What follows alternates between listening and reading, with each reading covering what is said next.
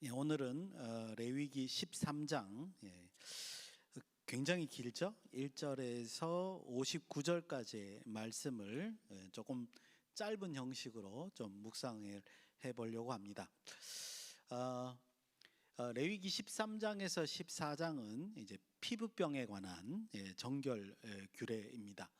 이제 그 히브리어로 이제 그 피부병, 우리 한글 성경에는 이제 나병으로 이제 번역을 해놨는데요. 그 히브리어는 뭐냐면 짜라트라고 합니다.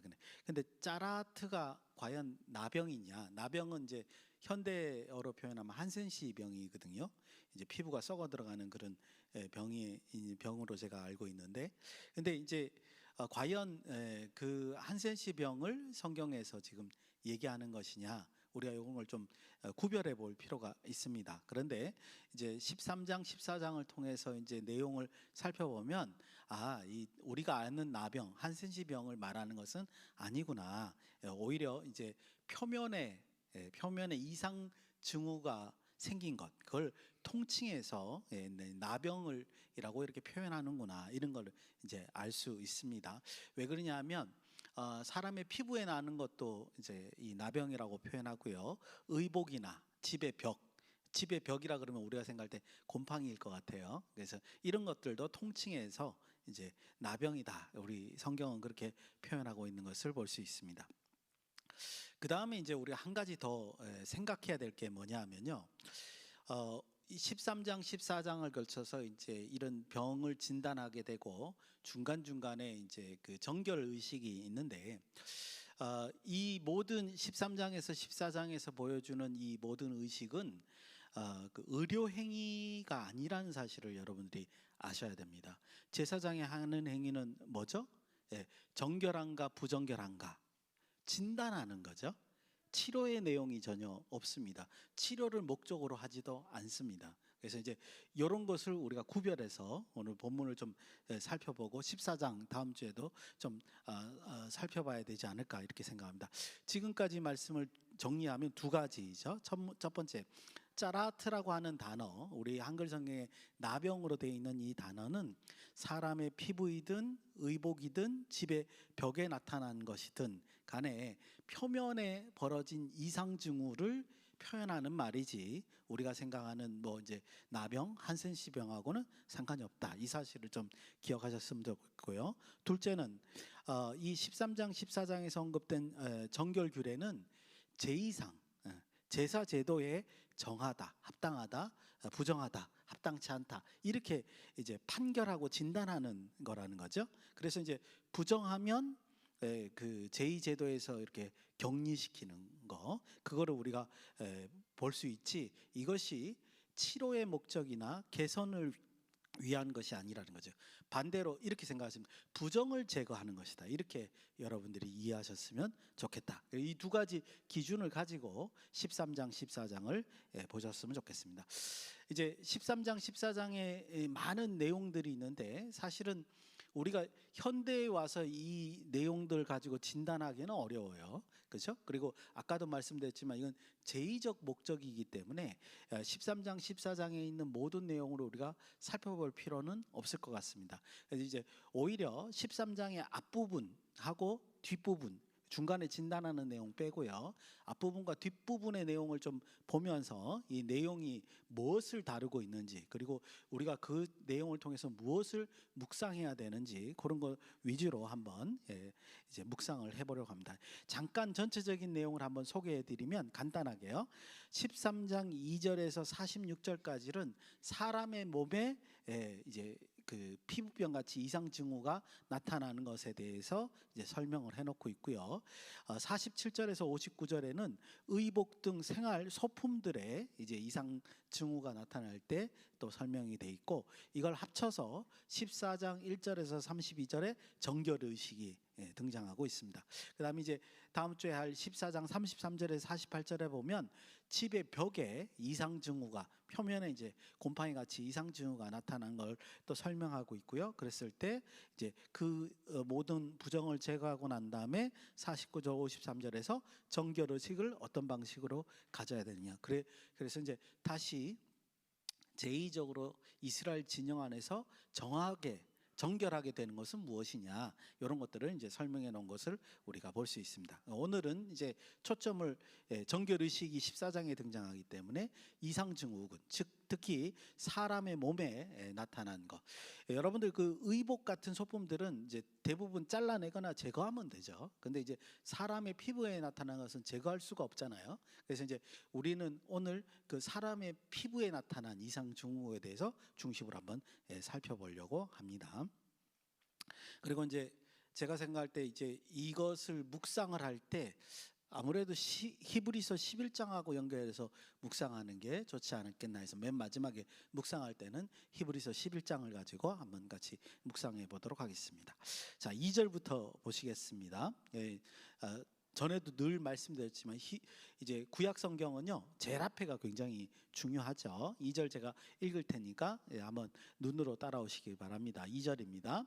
13장 2절입니다. 만일 사람이 그의 피부에 무엇이 돋거나 뾰루지가 나거나 색점이 생겨서 그의 피부에 나병 같은 것이 생기것, 그를 곧 제사장 아론에게서나 그의 아들 중 한 제사장에게 데리고 갈 것이요, 이렇게 돼 있습니다.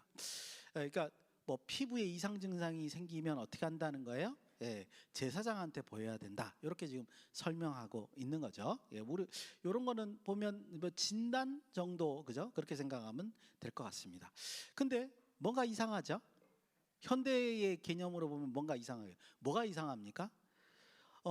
피부에 이상 증상이 일어나면 의사한테 먼저 가야 되는데 율법에 의하면 누구한테 먼저 가라고 지금 되어 있죠? 제사장한테 가야 된다는 거죠. 이게 이상하다는 겁니다. 이게 현대적인 사고로 성경을 보면 안 된다라는 걸 얘기하고 있어요. 성경에서 말하는 의도가 뭐냐, 이거를 우리가 이제 좀 이해를 해야 됩니다. 먼저 이제 말씀을 풀기 전에 한 가지 묵상할 수 있는 것은 이거예요. 피부병이 생겼는데 왜 제사장한테 가야 되느냐? 뒤집어서 얘기하면 이거죠. 하나님께서는 하나님의 백성의 피부병까지도 관여하시는 거예요. 피부병이 일어난 것도 정하다 부정하다 선언을 하게 하시고 그것을 관리하시는 걸 볼 수 있고, 반대로 얘기하면 하나님께서는 하나님의 백성들을 피부병으로부터 보호하고 계시는 것을 우리가 볼 수 있다는 겁니다. 굉장히 놀라운 거죠. 그러니까 하나님 백성에 대한 하나님의 역사는 우리가 감히 상상할지도 못할 수준의 보호를 하고 계시는구나, 이런 걸 우리가 요 단적인 사례로 한번 알 수 있습니다. 자, 다시 돌아오셔서 그 피부병이 걸렸을 때, 피부에 뭐가 났을 때 제사장에 가면 그 피부병을 제사장이 치료해 주나요? 본문 어디에도 치료하는 거에 대한 내용이 전혀 없습니다. 이제 3절 4절을 보면서 이제 어떻게 이 피부병에 대해서 제사장이 이제 진단을 하고 그것에 대한 처리를 하는지 우리가 이제 살펴봐야 됩니다. 3절 4절입니다. 또 제가 읽겠습니다. 여러분들 눈으로 따라오시기 바랍니다. 제사장은 그 피부병을 진찰할지니 환부의 털이 휘어졌고, 털이 흰 것인가 아닌가, 이게 중요한 것 같아요. 환부가 피부보다 우묵하게 하여졌으면, 이렇게 뭐가 움푹 이렇게 피부가 이렇게 움푹 들어가면, 털이 희고 움푹 들어가면 이게 안 좋은 거라는 거죠. 나병의 환부라 제사장이 그를 진찰할지니 그를 부정하다 할 것이요. 그러니까 이런 피부병이 생기면 부정하다, 이렇게 판결을 내린다는 겁니다. 4절, 피부의 색점이 희거나 우묵하지 아니하고 그 털이 희지 아니하면, 위에 같은 일이 벌어지지 않으면 제사장은 그 환자를 뭐요? 1회 동안 7일 동안 가두어 둘 것이며. 여러분들 그렇다고 가두어 뒀다고 해서도 먹을 것도 안 주고 그냥 감옥에 가둔다고 생각하시면 안 되죠, 그죠? 분명히 이제 먹을 것도 주고 하는데 격리시킨다라는 거죠. 그래서 3절에 의하면 이 3절의 초점이 뭔가를 우리가 분명히 알 수 있습니다. 먼저 제사장이 보고 뭐요? 1차적인 진단을 하는 거죠. 그리고 조치사항이 완전히 이제 그 나병이라는 우리 한글 성경에 나병이라고 짜라트라고 판결이 되면, 그러면 어떻게 돼요? 부정하다라고 선언을 하는 거고요. 이제 4절에 보면 약간 애매해요. 아직은 초기 증상인 것 같아요. 그러면 어떻게 해요? 7일 동안 격리하는 것을 볼 수 있습니다. 확실히 우리가 알 수 있는 것은 뭐냐면 격리는 하지만 치료를 하지 않죠. 그걸 잘 아셔야 돼요. 그러니까 여기에 지금 진단의 목적은 뭐예요? 치료가 아니라는 걸 우리가 분명히 알 수 있습니다. 그리고 또 이걸 딱 보니까 우리가 이제 코로나를 겪어 보셨잖아요, 그죠? 그 코로나 겪으면서 이런 질병이 생기면 격리를 며칠 하죠? 14일 하죠, 그죠? 여기도 14일이 등장합니다. 저는 이거 보고 굉장히 놀랐어요. 이제 지금 처음에 이제 7일을 진단하고 7일 후에 다시 2차 진단을 합니다. 그리고 난 다음에 또 이제 7일을 보내는 걸 볼 수 있습니다. 자, 5절에서 8절까지입니다. 또 역시 제가 읽으면서 설명을 드리겠습니다. 5절. 7일 만에 제사장이 그를 진찰할지니 그가 보기에 환부가 변하지 아니하고 병색이 피부에 펴지지 아니하면 제사장이 그를 또 이래 동안 가둡니다. 그러니까 7일을 더 보내게 한 다음에 그것을 더 판단하는 거죠. 그래서 문제가 없으면 이제 확실하게 이제 정하다 이렇게 말하는 것 같아요. 6절. 이래 만에 제사장이 또 진찰하니 그 환부가 엷어졌고 병색이 피부에 펴지지 아니하였으면, 그러니까 증상이 심해졌느냐 퍼졌느냐 이런 걸 보는 거예요. 피부병이라 제사장이 이를 정하다 할 것이요 그의 옷을 빨 것이라 그리하면 정하리라. 그러니까 이런 거는 그냥 옷을 빨면 이제 정결의식이 끝나는 겁니다. 7절 8절은 그거에 해당되지 않는 거죠. 그러니까 이제 나병으로 판단되는 경우를 말하는 것 같습니다. 그러나 그가 정결한지를 제사장에게 보인 후에 병이 피부에 퍼지면 제사장이 다시 볼 것이요 제사장이 진찰하니 그 병이 피부에 퍼졌으면 그를 부정하다 할지니라 이는 나병이니라. 이렇게 이제 그 나병이 되는 걸 이제 선언하는 것을 우리가 볼 수 있습니다. 여러분들 지금 말씀드린 것 같이 뭐요? 14일이라는 과정을 통해서 이 피부병이 그 이제 짜라트가 맞냐 안 맞냐, 우리 한글 성경에 나병이라고 표현되어 있지만 나병이 맞나 안 맞냐 이렇게 이제 진단하는 거죠. 그래서 그것이 해당되면 부정하다 그러고 거기에 해당되지 않으면 정하다 이렇게 이제 표현하는 겁니다. 제의적으로 정하냐 부정하자는 것을 이제 판단하는 게 목적이라는 걸 우리가 알 수 있습니다. 이렇듯이 7절, 8절부터 시작을 해서 이제 진단하는 내용이 쭉 이제 40 몇 절까지 이제 등장을 합니다. 근데 아까도 말씀드렸다시피 이 모든 내용을 우리가 다 알 필요는 없죠. 그래서 이제 그 기준 같은 거를 조금 이제 살펴보면 이 진단의 핵심은 두 가지인 것 같습니다. 흰 털이냐 아니냐. 그리고 증상의 깊이가 어떠느냐, 깊으냐 안 깊으냐 이런 거를 가지고 이제 평가를 하는 것 같습니다. 그래서 만약에 이것이 이제 짜라트에 해당되면 이제 제사장은 부정하다 하는 것이고 이제 짜라트에 해당되지 않으면 이제 정하다 이렇게 말하는 것 같습니다. 12절 13절에 보면 이제 특이한 경우도 있는데요. 그건 뭐냐면 그 병증이 머리에서 발끝까지 모두 퍼지게 되면, 그래서 오히려 생살이 오히려 보이지 않게 되면 정하다라고 또 판결하는 것을 볼 수 있습니다. 왜 그러냐 하면 이제 우리가 일반적으로 보면 이 생살이 하나도 없다는 것은 전염을 일으키는 피부병이라고 보다는 뭐예요? 온몸으로 뭔가 피부색이 변하는 어떤 증상이라고 이제 판단하는 것 같아요. 그런 거는 이제 제의적으로 부정하지 않다 이렇게 설명하는 것을 우리가 이제 볼 수 있습니다. 그래서 이제 이 오늘 본문을 통해서 우리가 분명히 알 수 있는 것은 뭐냐면요, 병증에 대해서 오늘 본문을 이해하면 안 된다는 거죠. 왜냐하면 아까도 말씀드렸듯이 본문은 이 병증이 치료의 목적을 두지 않고 있기 때문에 그렇습니다. 오히려 본문은 뭐라고 표현하냐면요, 이런 병증에 대한 치료는 누구한테 맡기냐면 하나님께 맡기는 것을 우리가 알 수 있습니다. 제사장이 이걸 관여하지 않아요. 제사장은 단지 제의적으로 정하냐 부정하냐 이것만 선언을 할 뿐이에요. 나머지 만약에 부정하다 그러면 어떻게 되면 조금 이따 이제 나오겠습니다만 뭐죠? 격리돼요. 이스라엘의 진영 밖으로 나가서 혼자 살아야 되는 걸 볼 수 있습니다. 여러분, 그래서 13장 45절 46절 저 뒷부분 한번 보겠습니다. 이제 제가 읽을 테니까 여러분들이 같이 읽을까요? 같이 읽은 게 좋을 것 같습니다. 45절, 46절 우리 한번 같이 읽어보겠습니다. 시작. 나병 환자는 옷을 찢고 머리를 풀며 윗입술을 가리고 외치기를 부정하다 부정하다 할 것이요 병이 있는 날 동안은 늘 부정할 것이라 그가 부정한지 혼자 살되 진영 밖에서 살지니라. 그렇죠. 자, 나병이다 이렇게 판결이 되고 나니까 어떻게 돼요? 이 사람은 이스라엘 진영 밖으로 쫓겨납니다. 가족들하고도 같이 살지 못하고 혼자 살아라 이렇게 이제 말하고 있는 거죠. 우리 상식적으로 이해가 안 돼요. 왜 환자를 간호도 필요할 텐데 환자를 이스라엘 진영 밖에서 혼자 살게 할까? 아까도 말씀드렸듯이 이 내용은요, 이렇게 제사장이 진단하는 건 치료의 목적이 아니라는 거예요. 그걸 분명히 아셔야 돼요. 그리고 치료를 하는 것이 아니라 뭐요?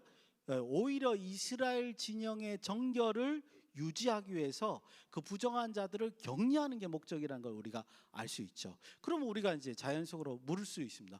아니 어떻게 환자한테 이렇게 하죠? 이 환자는 어떻게 하는 거예요? 하나님이 하시는 거예요. 하나님이 관리하시는 거예요. 하나님의 그의 생사 여탈권을 쥐고 하나님이 직접 관리하신다. 이런 측면을 우리가 이제 이해해 볼 수 있다는 겁니다. 그리고요, 금방 우리가 읽은 것 가운데 굉장히 중요한 내용이 있습니다. 특히 이제 45절에 그 내용을 보면 이 45절에서 46절에 이 사람이 제사장이 부정하다 그랬더니 이 사람이 자기 입술로 뭐예요? 자기 스스로를 부정하다 부정하다 이렇게 선언을 해야 돼요. 이게 도대체 뭐냐? 그래서 성경을 한번 뒤져보니까 이 45절에서 46절이 의미가 있어요. 자기가 이렇게 선언하는 의미가 있다는 거죠. 성경에 보면요, 45절에서 46절의 이 내용들은 죽은 자들을 애도하는 장면입니다. 그래서 옷을 찢고 머리를 풀고 윗입술을 가지고 부정하다 인정하는 것, 이거는 뭐냐면 이렇게 말하는 거예요. 내가 죽었다라고 자기 스스로 선언하는 겁니다. 그런 행위예요. 그러니까 이게 어떻게 된 거냐면요, 피부병이 제사장으로부터 생겨서 제사장으로부터 피부병이라고 진단받고 짜라트라고 진단받고 부정하다 선언을 받으면 이 사람은 어떻게 되냐면 지금은 살아 있으나 뭐로 여기는 거예요? 죽은 자처럼 여기는 겁니다. 죽은 자라고 제사장이 선언하는 겁니다. 그러니까 13장 14장에서 나온 것 같이 특히 이제 사람의 피부병에 이런 병이 발견하면 제사장이 부정하다 그러면 이건 무슨 뜻이에요? 당신은 죽었습니다 라고 제사장이 선언하는 것이다. 그래서 이스라엘 진영 밖에서 쫓겨나는 겁니다. 격리되는 거죠. 이게 도대체 뭐냐 이게. 하나님은 왜 이런 방식을 만들어 두셨을까? 제가 이제 묵상을 하니까 그래서 아마 이스라엘 유대인들 사고 속에서 이렇게 생각을 하죠. 갑자기 이게 어려움을 겪거나 혹은 이렇게 병이 이런 이상한 병이 걸리거나 그러면 특히 이제 성경에서 이제 그 나병도 진짜로 있죠. 보면 우리가 아는 한세시 병도 있습니다. 나병이 생기면 어떻게 생각하냐면 하나님이 벌을 주셨다 생각하는 이유가 바로 이것 때문이 아닌가라는 생각이 드는 거예요. 예를 들어서 제가 한번 설명을 드리면 겉으로 볼 때는 율법을 지키는 사람이에요, 이 사람이. 그런데 몰래 숨어서 율법을 어기고 마음으로 죄를 짓고 그렇게 하나님 앞에서 그리고 사람들 앞에서는 하나님 앞에서는 그걸 드러내지 않고 제사에 참여하고, 그러니까 부정한 상태로 제사에 참여하는 거죠. 그러면 그 사람의 영혼이 어떻게 될 거냐 이거예요. 아마 율법 아래서 이제 부정한 상태로 계속 있게 되니까 아마 그 사람은 어떻게 되냐면 점점 그 부정의 어떤 행위들을 계속 할 거라는 거죠. 혹은 더 크게 할 거라는 거죠. 왜냐하면 들키지 않으니까, 죄가 드러나지 않으니까. 하나님은 이것 또한 막는 것이 아닌가요? 왜 그렇게 생각하면 한번 생각해 보십시오. 14일 동안 격리하는 기간에도 그래요. 그때 우리가 만약에 그런 일을 당한다면 얼마나 마음이 졸이겠어요. 그렇죠? 왜냐하면 14일 후에 내가 부정하다라고 판결받으면 내가 죽었다고 선언을 당하는 것이고 그 다음부터는 혼자 진영 밖에서 살아야 되기 때문에, 그렇죠? 아무런 사회적인 교류도 할 수 없게 되는 거예요. 또 그렇게 무정하다 선언을 받았어요. 나는 아직 살아있어요. 그럼에도 불구하고 이스라엘 진영 밖에서 혼자 살게 되면 그때 어떤 생각을 할까요? 여러분들은 어떤 생각을 할까요? 나는 지금 살아있지만 죽었다고 모든 사람들이 아는 거예요. 그렇게 선언받는 거예요. 그렇게 규정되는 거예요. 그래서 이제 혼자 살아요. 그러면 어떤 생각을 할 거예요? 제가 생각할 때는 지금은 살아있지만 죽음을 앞둔 상태이기 때문에 나의 삶을 점검하지 않을 거예요. 제가 생각할 때 하나님께서 이 사람에게 바로 죽음을 허락하지 않고 이렇게 어떤 자기의 삶을 되돌아볼 수 있는 시간을 허락하는 것은 아마도 그 사람이 다시 하나님께로 돌아오게 하기 위한, 적어도 자기 죄에 대한 반성을 하기 위한 그런 시간을 하나님이 허락하신 것이 아닐까, 이렇게 생각한다는 거죠. 그래서 이런 방식의 지금 피부병에 관한 진단 내용이 여기에 들어있지 않을까, 이렇게 이제 묵상할 수 있다는 겁니다. 그래서 이제 오늘 제가 묵상하는 것은 히브리서 11장과 연결해서 이렇게 묵상하는데요. 하나님께서는요, 아주 독특한 은혜를 이스라엘 백성에게 허락하셨습니다. 무조건 율법에 어긋나는 사람을 직결 심판하는 것이 아니라 그 각 개인과 개별적인 소통을 통해서, 저는 이걸 소통이라고 생각하는 거죠. 소통을 통해서 그 자신의 삶을 진단할 수 있도록 그들에게 배려를 하고 있다는 거죠. 그래서 만약에 진정으로 뉘우치고 회개하면 다시 회복해서 하나님께 돌아올 수 있도록 이런 시간을 허락하시는 것이 아니냐, 이렇게 묵상해 볼 수 있습니다. 그러면 오늘의 묵상거리는 딱 하나죠. 뭐죠?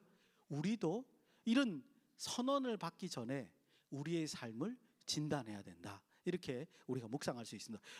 어떻게 진단하느냐, 이게 이제 남아 있는 거죠. 그래서 저는 이제 히브리서 11장 말씀을 가지고 묵상을 하려고 합니다. 지금 찾아보실 수 있으면 좋고요. 히브리서 11장 1절에서 2절입니다. 워낙 유명한 말씀이기 때문에 여러분들이 다 아시는 구절입니다. 히브리서 11장 1절에서 2절을 제가 읽어드리겠습니다. 히브리서 11장 1절입니다. 1절 2절. 믿음은 바라는 것들의 실상이요 보이지 않는 것들의 증거니 선진들이 이로써 증거를 얻었느니라. 우리가 너무나 잘 아는 구절이죠, 그죠? 근데 이때 이 믿음이라는 의미를 우리는 오늘 본문을 통해서 더 묵상할 수 있습니다.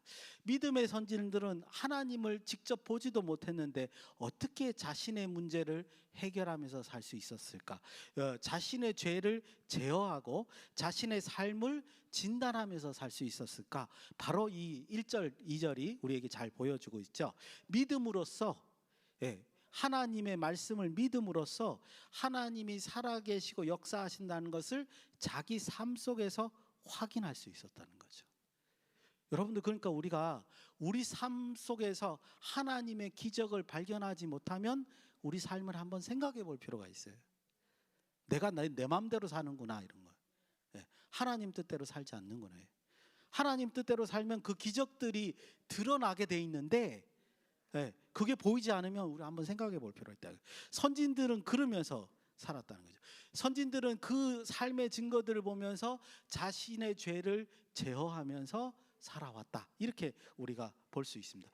그래서 11장을 보면요, 믿음장이라 그러죠. 믿음의 선진들의 행위를 쭉 나열해 놓고 있습니다. 그리고 난 다음에 12장 1절 2절에 보면 이제 마지막 이렇게 결론같이 얘기하죠. 12장 1절 제가 읽겠습니다. 이러므로 우리에게 구름같이 둘러싼 허다한 증인들이 있으니, 그러니까 선진들의 믿음의 삶은 자신의 삶, 죄를 제어하면서 이렇게 살아왔다는 거죠. 뭘 가지고? 믿음을 가지고.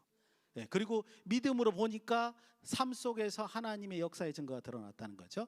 모든 무거운 것과 얼매기 쉬운 죄를 벗어버리고 인내로써 우리 앞에 당한 경주를 하며, 이렇게 설명해요. 그 다음에 2절에 가시면 이제 그 대표적인 예로서 예수님을 소개합니다. 믿음의 주요 또 온전케 하시는 이인 예수를 바라보자 그는 그 앞에 있는 기쁨을 위하여 십자가를 참으사 부끄러움을 개의치 아니하시더니 하나님 보좌 우편에 앉으셨느니라. 아멘. 그렇죠?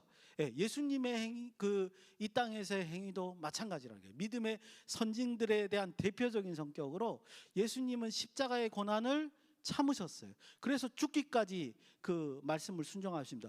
왜 하나님 말씀을 순종하셨죠?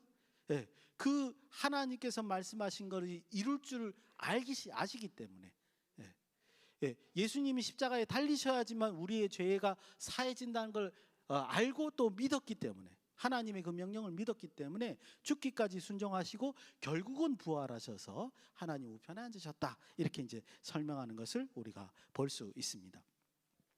제가 말씀드리고 싶은 것은 뭐냐면, 예수님의 삶도 그렇고 믿음의 선진들도 그렇고 똑같이 삶 속에서 이런 하나님의 역사의 증거를 찾을 수 있었다는 점입니다.